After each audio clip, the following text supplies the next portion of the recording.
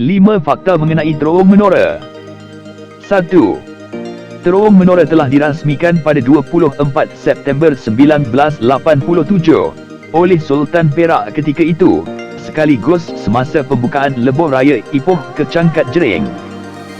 Terowong Menora terletak di bawah banjaran Keledang, negeri Perak.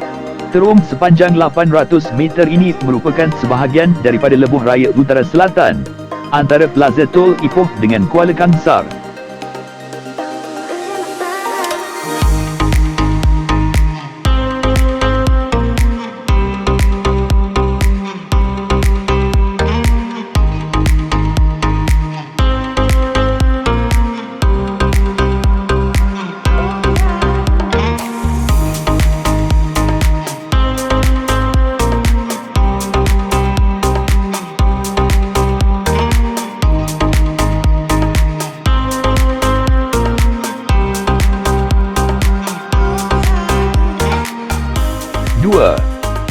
Projek lebuh raya yang sepanjang 55 km itu menelan belanja kos sebanyak 360 RM juta dan merupakan lebuh raya kedua dikenakan bayaran tol di Perak selepas lebuh raya Slim River ke Tanjung Malim.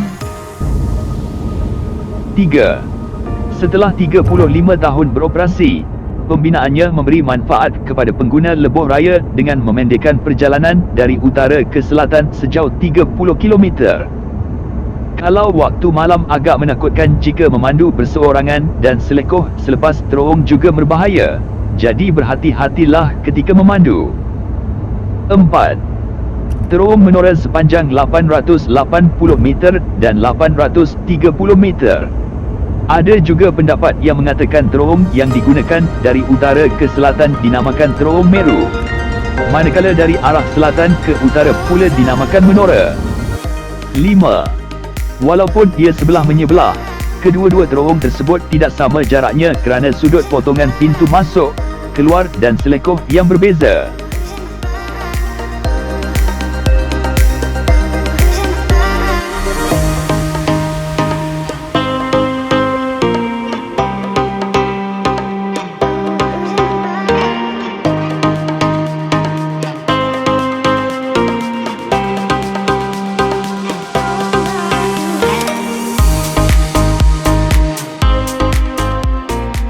Terowong Menora tidak dapat lari dari pelbagai cerita-cerita mistik, kisah misteri dan cerita seram.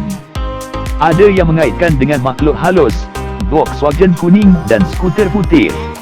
Cerita mitos yang tersebar dari mulut ke mulut itu bagaimanapun tidak dapat dipastikan kesahihannya.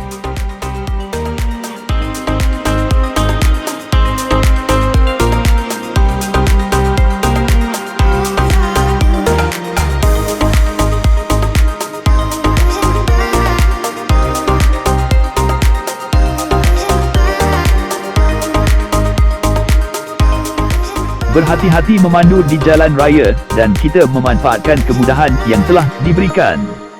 Sekian dulu dari STYFLY Malaysia. Bye. Please subscribe guys. Thank you and see you in my next video.